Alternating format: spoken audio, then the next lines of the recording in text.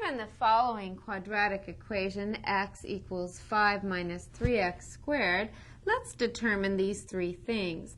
We're first going to determine the discriminant, which can be found by using b squared minus 4ac. Then we'll decide which method we should use to solve the equation and why that method is appropriate. So first thing I notice is I need 0 on one side, so I'm going to subtract x from both sides.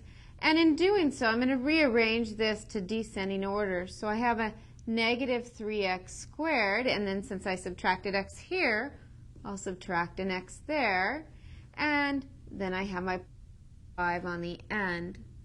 Now I can tell that my a is the negative 3, my b is a negative 1, and my c is 5. Let's plug these values in to this equation and find our discriminant.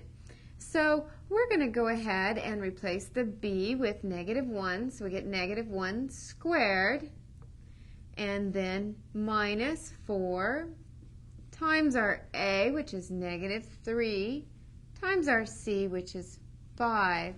Negative 1 squared is 1, and negative 4 times negative 3 is 12, times 5 is 60.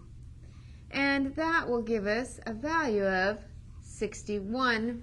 And 61 is not a perfect square, so this means that this particular quadratic is not factorable.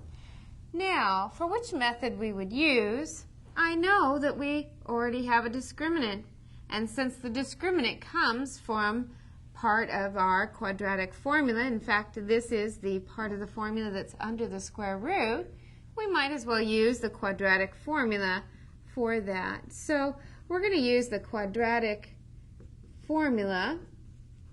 And the reason why we would do that is because our discriminant was not a perfect square, which would make our quadratic factorable.